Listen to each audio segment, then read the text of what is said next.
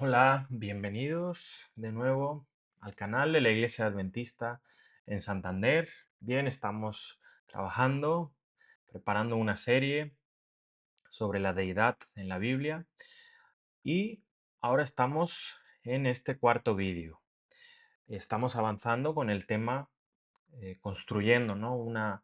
La idea de Dios que nos es revelada en la Biblia. Estamos construyendo de una manera secuencial, ¿no? Desde el principio, por lo tanto estamos aún en el Antiguo Testamento. Por eso el tema de hoy, en este cuarto vídeo, se llama Cristo en el Antiguo Testamento. Y voy a compartir, como siempre, aquí en grande va a estar la presentación, el PowerPoint, y a mí me vais a ver más en pequeñito. Bien, voy a compartir ya. Ahí vemos el título. Cristo en el Antiguo Testamento. Bien, esta es una de las grandes diferencias, ¿verdad? Con el judaísmo, ¿no? Aquellos primeros cristianos que eran judíos, pero entendieron que el Mesías había llegado, ¿no? Y vamos a estar hablando de en qué algunas de las profecías mesiánicas que hay en el Antiguo Testamento. Por eso vamos a hablar de Cristo en el Antiguo Testamento. Antes de entrar al tema, os recuerdo, como siempre, que tenemos ahí una carpeta creada en Google Drive con mucha de la literatura adventista respecto a la doctrina de Dios, ¿no? A la doctrina de la deidad, las tres personas que conforman la deidad, ¿no? La palabra teológica para saber a lo que nos referimos es la palabra Trinidad, ¿no? Entonces ahí cualquiera puede entrar y ver todo el material que hay, estudiar por sí mismo, evaluar los argumentos y, desde luego, estudiar, ¿no? Que yo creo que es lo más importante. Vamos a hacer un pequeño repaso de lo que venimos trabajando hasta ahora, que Dios es eterno, ¿no?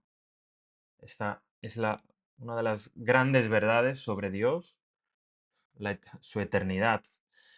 Am, y no tener claro esto a veces puede hacer que en otros pasajes que no se hace referencia a la eternidad, incluso podamos pensar que Dios tiene un origen o alguna de las personas divinas tienen un origen, es decir, un comienzo, lo cual es va en contra de la enseñanza bíblica. Otras cosas que hemos hablado, ¿no? Que Dios siempre está presente con nosotros y podemos decir, evidentemente, espiritualmente, pero incluso lo consideramos de una manera física, ¿no? Que Dios de verdad mora en nosotros. De ahí la enseñanza de que en el caso actual, ¿no?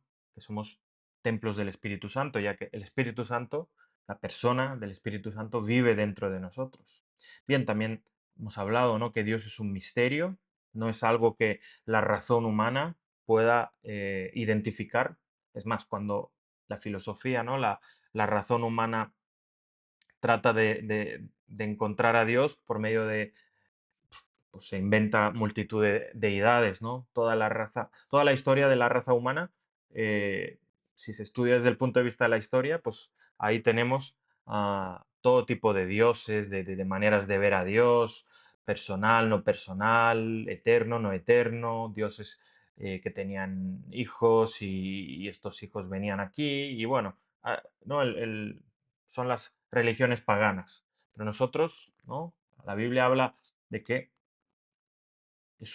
las cosas que son un misterio realmente son aquellas que solo se pueden encontrar mediante la revelación. Por eso venimos a la palabra. Otra realidad que vamos a ver, quizás hasta aquí no la hemos explicado del todo, ¿no? Pero vemos que Dios es plural. Eso no contradice de que Dios sea uno, pero a veces uno no significa simple, sino hay un uno complejo, ¿no? Dentro de la figura de Dios. No, fuera de Dios no hay nadie, Dios es uno, no hay otro, y Dios es el único que nos puede salvar, ¿no? Dios, en este contexto de pecado en el que nos encontramos, Dios quiere salvarnos, ¿no? Realmente la revelación que encontramos en la Biblia va de cómo es Dios, ¿no? Para que nos fiemos de Él y cómo Él nos desea salvar, ¿no? Ese es el principal propósito realmente de la Biblia, aunque luego, como puntos, podemos decir incluso secundarios, entre comillas, ahí también vemos cómo es Dios en cuanto a lo que se ha revelado, ¿no? Pero principalmente la Biblia nos fue dada para salvarnos. Em, Ahí vemos, ¿no? La pluralidad de Dios en el Antiguo Testamento. Fijaros el Salmo 111, lo que dice. Este tema de la pluralidad de Dios lo estuvimos trabajando antes, pero quería compartir este texto ya que no lo hice en el pasado, que dice, Jehová dijo a mi Señor, siéntate a mi diestra hasta que ponga a tus enemigos por estrado de tus pies, ¿no? Y alguien puede decir, oye, ¿de qué habla esto, no? Bueno, pues ahí se nos presenta Jehová dirigiéndose al Mesías como mi Señor, ¿no? Este es un salmo mesiánico. eh, en todas partes del Antiguo Testamento hay referencias al Mesías, pero en muchas veces esa referencia habla de un ser divino. O sea, fijaros, Jesús, en un intento por conducir a los fariseos a la evidencia del Antiguo Testamento, del origen divino del Mesías, citó este pasaje refiriéndose al Señor que se dirige al Mesías como mi Señor, ¿no? En Mateo 22, 44. El Salmo 110, por lo tanto, no solo insinúa la naturaleza divina del Mesías, sino que al hacerlo también revela la existencia de una dualidad de señores, ¿no? Ahí se habla de Jehová como una persona y luego mi Señor, que es el Mesías, que es divino, de otra persona. Ahí vemos la pluralidad de Dios que es muy evidente en la Biblia. Bien, entrando entonces al tema. ¿Cómo es descrito el Mesías en el Antiguo Testamento? Y esto era algo, bueno, y es algo que todavía en el judaísmo, ¿no? Evidentemente, como no aceptaron a Cristo, eh, es algo importante de su teología, pero ya lo era hace 2000 años, cuando Cristo aparece. Y una de las mejores descripciones es, como vemos ahí, el camino de Emaús. ¿Qué ocurrió en ese camino de Emaús? Bueno, ahí Jesús, que ya había resucitado, se encuentra con dos discípulos suyos que no lo reconocen al principio y dan bueno, pasean juntos, ¿no? Por eso se llama el camino de Emaús, porque iban en dirección a una villa llamada Emaús. Y fijaros lo que Jesús hace. Vamos a leer en Lucas 24-27. ¿Qué es lo que hizo Jesús con ellos? Y comenzando desde Moisés y siguiendo por todos los profetas, les declaraba en todas las escrituras lo que de él decían. Claro, sé qué gran estudio bíblico vivieron esos dos discípulos del que no tenemos registrado el nombre, pero ahí Jesús les dio un estudio bíblico de lo que hasta ese entonces existía por escritura, que era solo el Antiguo Testamento, todo lo que Moisés, es decir, la Torá, el Pentateuco, los profetas, ¿no? Isaías, Ezequiel, Jeremías, los profetas menores como Daniel, Malaquías y otros, ¿no? Todos esos profetas, y Moisés, ¿qué es lo que declaraba de él en las escrituras? Entonces, cuando uno va al Antiguo Testamento, puede encontrar una imagen clara de cómo es ese Mesías y de ahí que pues todos los judíos, que eran los primeros cristianos, se volvieron cristianos, ¿no?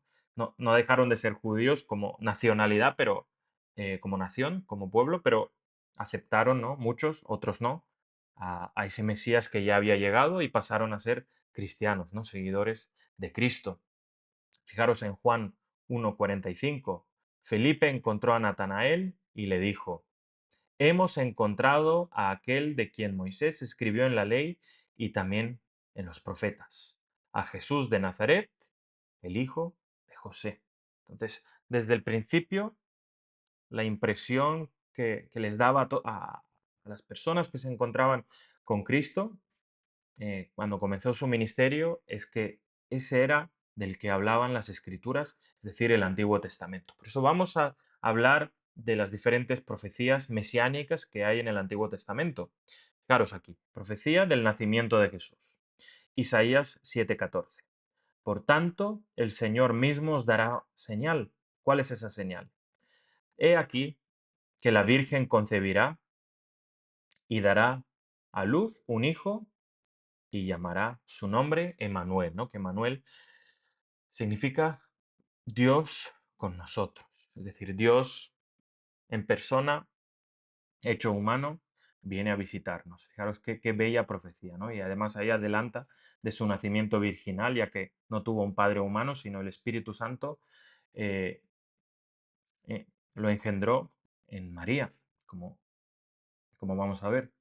Y Mateo 1:22 dice, todo esto aconteció para que se cumpliese lo dicho por el Señor por medio del profeta cuando dijo, he aquí, una virgen concebirá, ¿no? Luego, el Nuevo Testamento, sobre todo los evangelios, usan mucho estas referencias mesiánicas en el del Antiguo Testamento para demostrar que Emmanuel llegó, ¿no? Dios había llegado con su pueblo, ¿no? Ese Dios que siempre quiere permanecer lo más cerca posible de su pueblo. Entonces, por eso el nombre, que luego no es un nombre figurado, es un nombre mesiánico. Luego su nombre es Jesús, ¿no? Yeshua en el hebreo. ¿Quién es este Manuel? Bueno, porque esto es otra cita de Isaías. Veremos que en Isaías hay muchas profecías mesiánicas, eh, porque bueno, básicamente Isaías parece casi un evangelio, pero en el Antiguo Testamento, ¿no? Fijaros qué texto en Isaías 9. Porque un niño nos ha nacido, hijo nos es dado, y el principado sobre su hombro, y se llamará, fijaros, otra vez. Por eso aquí vemos, tanto en el anterior texto, porque aquí habla el nombre Manuel, o aquí dice, y su nombre será admirable, consejero, aquí, entonces el nombre en el antiguo, en el hebreo, en el Antiguo Testamento, también tiene que ver con quién es esa persona, ¿no? Entonces el nombre no hace referencia como hoy en día, ¿no? Pues que uno tiene su nombre, no significa nada. Ahí el nombre también tenía que ver con la característica, ¿no? ¿Y quién es ese nombre? Admirable, consejero, Dios fuerte, Padre eterno, príncipe de paz. Lo dilatado de su imperio y la paz no tendrán límite sobre el trono de David y sobre su reino, disponiéndolo y confirmándolo en juicio y en justicia, desde ahora y para siempre el celo de Jehová de los ejércitos hará esto, ¿no? ¿Quién es ese Dios fuerte? ¿Quién es ese Padre eterno? Es una profecía mesiánica. Está hablando de Jesús. Y Jesús, en este contexto del Antiguo Testamento, es llamado Dios fuerte, Padre eterno. Fijaros. Entonces, hay que pensar, ¿no? Por qué pondrían algo así sobre Jesús? ¿Será que es una referencia de que de su igualdad a Dios el Padre, de que es Dios mismo? Eso es lo que entendemos, ¿no? Los cristianos. El nacimiento y el reinado del Mesías. Eso indica que a pesar de que los nombres juegan un papel importante en comunicar alguna característica del individuo, como hemos dicho, no lo define por completo. No, no hay solo un título que defina todo, ¿no? A veces se pueden coger títulos o de maneras que llaman a Jesús en el Nuevo Testamento, el Hijo del Hombre o el Hijo de Dios o otros títulos, y eso no significa que es todo, ¿no? O es literal. No, no. Ah, esas características, esos títulos, esos nombres no dicen el todo de esa persona. En el caso del título Padre, ¿no? Que se le dice al Mesías, podemos observar la iniciativa de Dios en restablecer una relación estrecha entre Él y el hombre, pero evidentemente no trata de definirlo ontológicamente. Ahora no consideramos que el Mesías es literalmente el Padre, sino es esa referencia, ¿no? De que esta persona, este ser divino que iba a venir, está en igualdad del Padre, si no, sería un desastre, ¿no? Igualar a alguien que no es 100% igual al Padre en eternidad, por ejemplo, y ponerlo como su igual, como hace, por ejemplo, algunas profecías mesiánicas, y luego vamos a ver en el Nuevo Testamento también que eso ocurre más veces. Jehová, único redentor y creador. Eso lo dice la Biblia.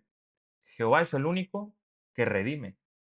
Fijaros, Isaías, estamos en Isaías 43, 1 al 3, que dice, ahora así dice Jehová, creador tuyo, Jacob, y formador tuyo, Israel. No temas porque yo te redimí, ¿no? Es Jehová el que redime. Te puse nombre, mío eres tú. Es decir, Dios te conoce, Israel, ¿no? Jacob. Cuando pases por las aguas, yo estaré contigo, y si por los ríos, no te anegarán. Cuando pases por el fuego, no te quemarás, ni la llama arderá en ti.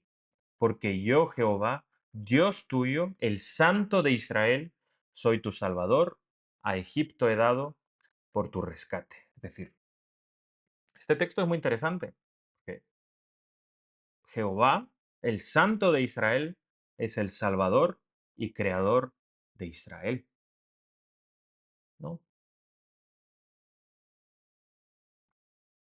¿Qué significa eso? Bueno, a la luz de del Nuevo Testamento, poco a poco vamos a ir a empezar usando más el Nuevo Testamento, pero tenemos que tener en cuenta que estamos todavía en el Antiguo. Pero fijaros lo que dice Colosenses 1:16. Porque en Él, ¿no? En Cristo fueron creadas todas las cosas, las que hay en el cielo y las que hay en la tierra, visibles e invisibles, sean tronos, sean dominios, sean principados, sean potestades. Todo fue creado por medio de Él y para Él. Claro, ¿sí? ¿Quién es ese, lo que leíamos en la diapositiva anterior, ¿no? ¿Quién es ese Jehová creador? Ese Santo de Israel, Dios nuestro, es Cristo. Por eso vemos que no hay ninguna, no es una idea que no está en la Biblia de que Cristo o Jesús, ¿no? Esa persona de la deidad que conocemos, que se hizo hombre y vino aquí, en nada se diferencia al Padre en su deidad. Pero es verdad que luego en el Nuevo Testamento veremos algunas diferencias y evidentemente las explicaremos. Bien, sigamos, ¿no? De nuevo, ¿quién dice Isaías 43 que es el Salvador de Israel?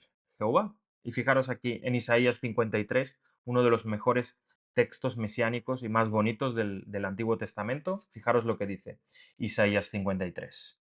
Ciertamente llevó él nuestras enfermedades y sufrió nuestros dolores, pero nosotros lo tuvimos por azotado, como herido y afligido por Dios. Mas él fue herido por nuestras rebeliones, molido por nuestros pecados, por darnos la paz, cayó sobre él el castigo. Y por sus llagas fuimos nosotros curados. Todos nosotros nos descarriamos como ovejas. Cada cual se apartó por su camino. Mas Jehová, ¿eh? Jehová está cargando sobre el Mesías, ¿no? Sobre esta persona que está cargando Jehová. Jehová cargó en él el pecado de todos nosotros. Jehová quiso quebrantarlo, sujetándolo a padecimiento. Cuando haya puesto su vida en expiación por el pecado, verá descendencia, vivirá por largos días, y la voluntad de Jehová será en su mano prosperada. Qué interesante, ¿no? Aquí habla que Jehová envía a alguien ah, y en su vida, ¿no? Fijaros esta línea, eh, cuando haya puesto su vida en expiación por el pecado, es decir, su vida nos salva a todos. Evidentemente, solo el que es nuestro creador puede morir en nuestro lugar y que eso nos cuente a nosotros como justicia. De ahí que, fijaros que ya en el Antiguo Testamento identificamos que Cristo ha de ser eterno y ha de tener vida en sí mismo para poder dárnosla en primer lugar al crearnos, ¿no? Y cuando estábamos sin pecado, la vida era eterna, ¿no? Solo aquel en el que hay vida eterna puede darte algo eterno, no prestado, ¿no? Porque si es prestado de otro, y encima que esa vida, una vez que muera, nos vuelva a dar esa expiación por el pecado que cada uno necesita. De ahí que incluso en el Evangelio más esencial, en el Antiguo y en el Nuevo Testamento, vemos que Cristo ha de ser eterno para poder darte esa vida eterna. Entonces, dudar de eso, para mí, quizás hay alguien que no esté de acuerdo, quizás es dudar incluso de la redención de Cristo. Sigamos. El Santo de Israel, no otro título.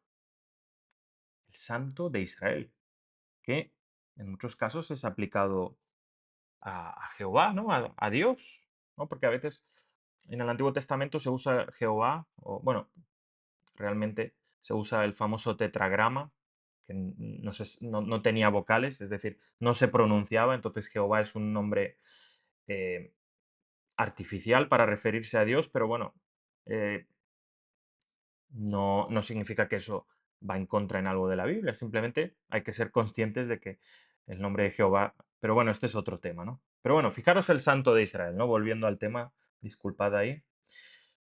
Título de Dios que implica su absoluta perfección y que Israel, su pueblo, puede aspirar a la misma norma de carácter, ¿no? De ahí que en el Nuevo Testamento muchas veces a los cristianos se les llama santos. Bueno, los paganos no le atribuían perfección de carácter a sus divinidades. Es más, los dioses paganos vamos, en algunos casos eran peores casi que los humanos que los adoraban, solo que tenían unas capacidades sobrenaturales, ¿no? Eso era la gran diferencia. Pero no en carácter. En carácter, pues depende del mito, depende del dios pagano, pero a veces eran malos, vengativos, pecadores, vagos, bueno, cualquier cosa, ¿no? Pero el Dios de la Biblia no se concibe así. La expresión santo de Israel es característica de Isaías, aunque aparece en otras partes del Antiguo Testamento, pero en Isaías aparece 22 veces y en el resto del Antiguo Testamento aparece 7. ¿No? Su visión del carácter de Dios, por ejemplo, Isaías cuando miró o tuvo una visión de Dios y de cómo era su carácter, hizo que produjera una reforma en su propia vida y lo indujo a poner énfasis en la perfección divina al instar a Israel a luchar con perseverancia para lograr con ayuda del Señor la santidad, ¿no? Isaías cuando conoció de una manera más cercana a Dios, entendió cómo era el carácter de Dios y dijo, wow, de verdad que somos pecadores, ¿eh? Porque adoramos a un Dios perfecto y, cuántos desastres hay aquí en el pueblo, ¿no? De ahí que el contraste, ¿no? Del santo de Israel versus la maldad que había en el pueblo. Y bueno, santo de Israel pues también aparece en Segunda de Reyes, en Job 6:10, Salmo 71 y bueno, en Proverbios 30. Vamos a ver cosas curiosas sobre este título. Entendemos, ahora vais a ver mesiánico del sobre Dios en el Antiguo Testamento, ¿no? ¿De qué forma lo usa Isaías, que es el que más lo usa en el Antiguo Testamento? Bueno, Israel le provoca a ira, los pecadores lo desafían, ¿no? En Isaías 5, el santo de Israel es grande en Sión, es el hacedor del hombre, claro, y cuando uno estudia toda la Biblia, descubre quién es el que creó el hombre, ¿no? El que es Cristo. Los hombres se gozarán en él. Israel no confía en el santo, como vemos ahí en Isaías 31. Sennacherib blasfema contra él. El santo de Israel, ¿no? Ese redentor, y evidentemente el redentor es Jehová también, como dice ahí en Isaías 41, ¿no? Isaías 41:14, el santo de Israel es el redentor de Israel. Jehová, el santo de Israel y redentor. Eso lo dice Isaías 43, es decir, identifica al santo de Israel, que es el redentor de la nación, con Jehová, ¿no? Ahí Isaías 47, nuestro redentor, Jehová, el santo. Así ha dicho Jehová, redentor tuyo, en el 48. Así ha dicho Jehová, redentor de Israel, en el 49. Y tu redentor es el santo de Israel.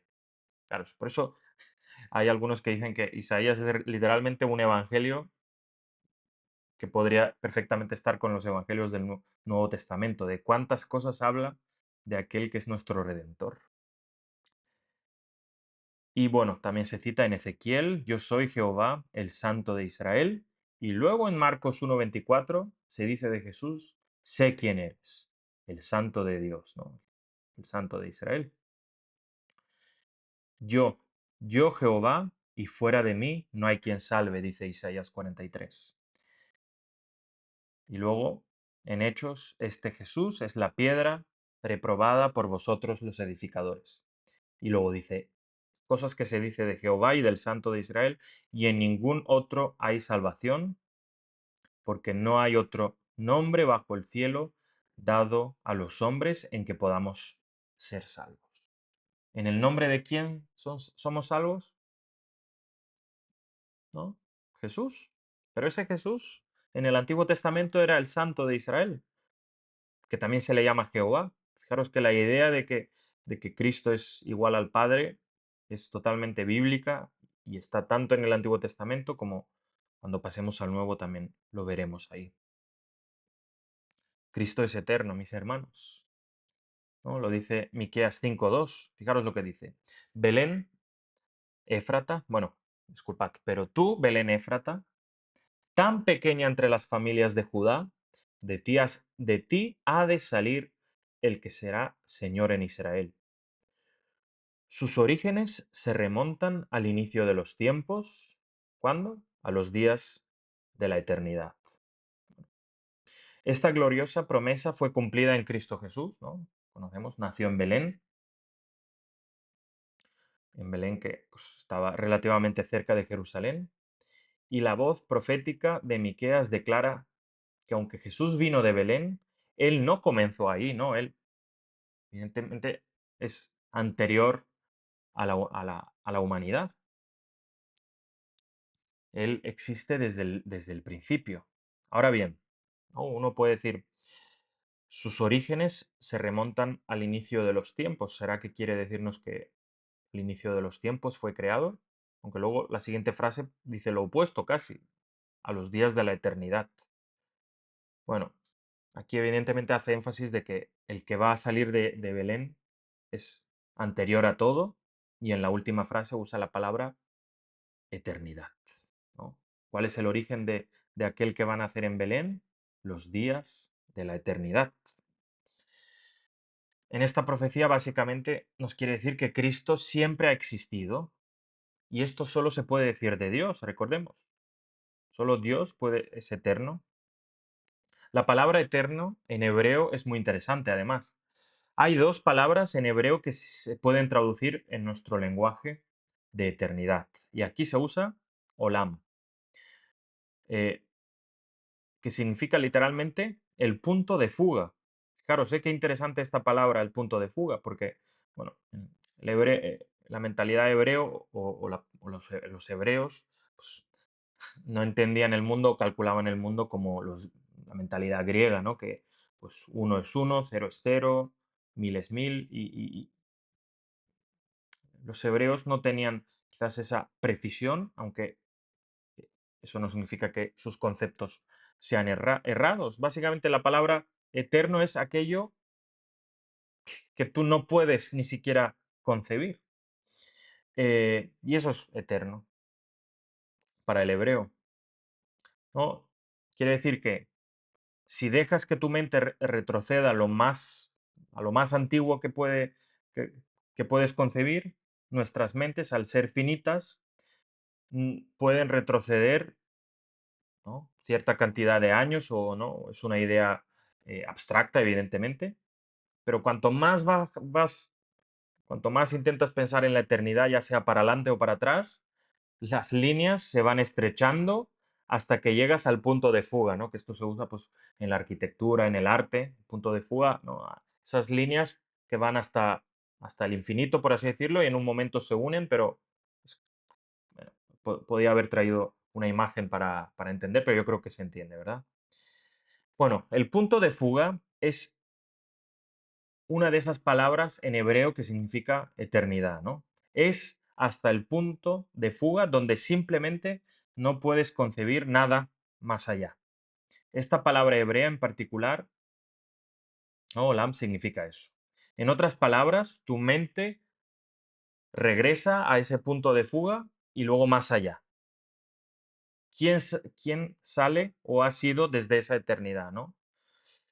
Pues esa persona que va hasta la eternidad donde tu mente no concibe es Dios, ¿no? El Eterno, y aquí en concreto ese Mesías. Y a esta idea de hasta donde la mente alcanza y más allá es a lo que hace referencia este texto. Fijaros, otro texto, ¿no? De Isaías. La verdad que hoy parece que estamos casi en el libro de Isaías más que en el Antiguo Testamento.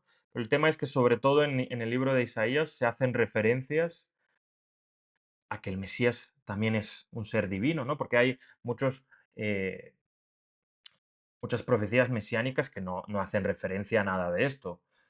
Hacen referencia a lo que hará o otras cosas, ¿no? Pero en Isaías parece ser que es donde más hace énfasis de esa eternidad, aunque hemos visto en los anteriores vídeos que realmente es en todo el Antiguo Testamento. Pero fijaros aquí en Isaías 48. Óyeme Jacob y tú Israel, a quien llamé. Yo mismo, yo el primero, yo también el postrero. Luego unos versículos más adelante, acérquense a mí y oigan esto. Desde el principio no he hablado en secreto. Desde que las cosas sucedieron, ahí he estado yo. Y ahora me ha enviado el Señor Dios y su Espíritu, ¿no?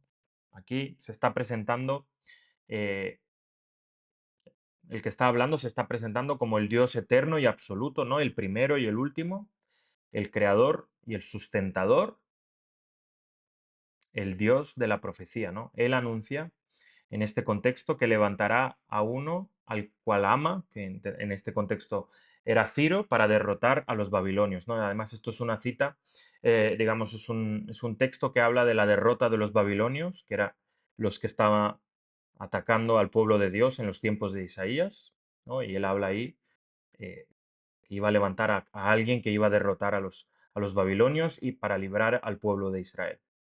Bueno, aquí podemos observar que aparecen las tres personas de la Trinidad en un solo versículo, ¿no?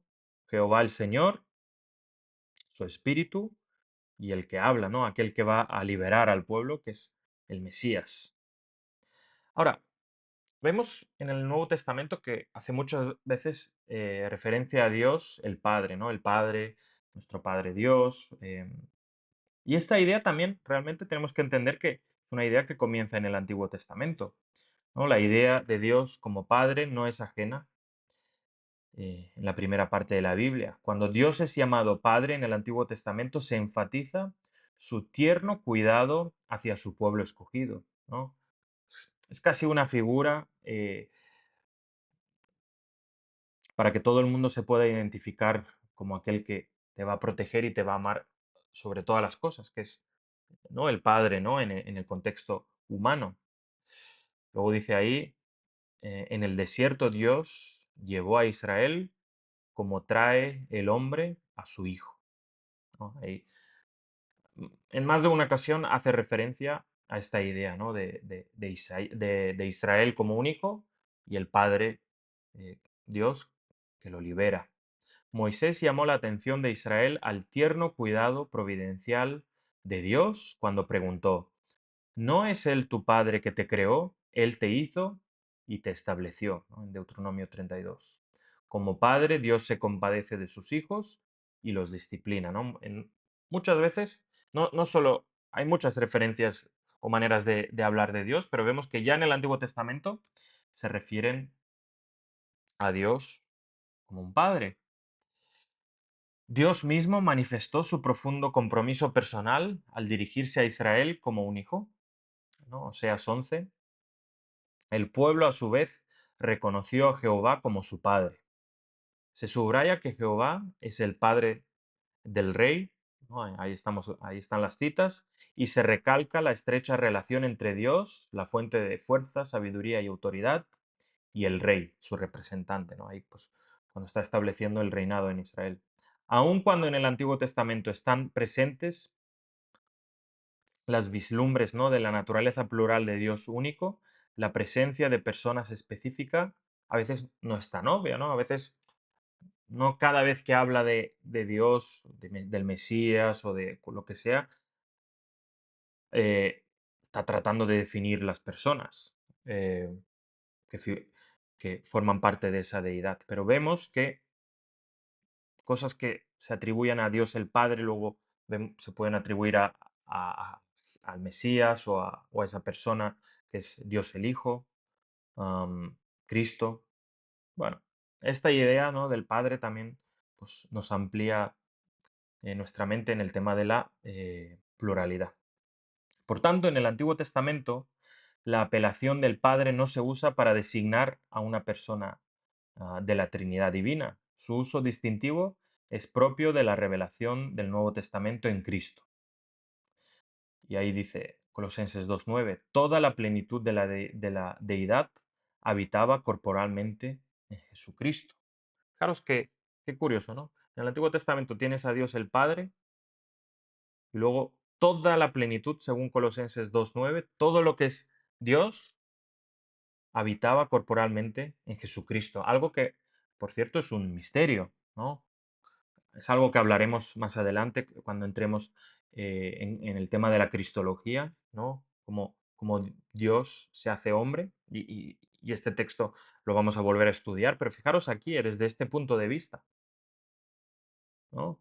Dios, el, Dios el Padre o el Padre Dios, el único Dios verdadero, y luego tienes un texto que diga toda esa plenitud de la deidad habitaba corporalmente en Jesucristo. Bueno, es uno de esos misterios incomprensibles para la mente humana, pero ahí se nos presentan en la Biblia.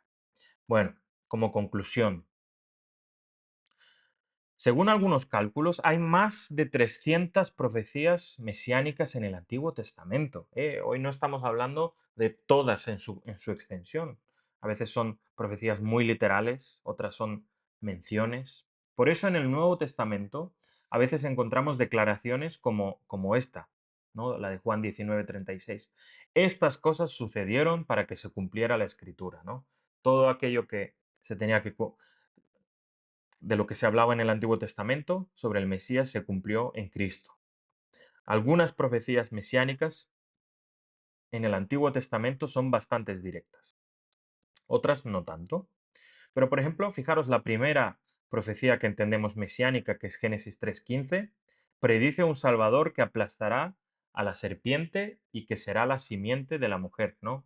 Ese Salvador vendrá de la mujer, ¿no?, de Eva, y esa simiente vemos que va pasando de generación en generación hasta que se cumple esa profecía en Jesús, ¿no? Cuando llega a derrotar finalmente a Satanás.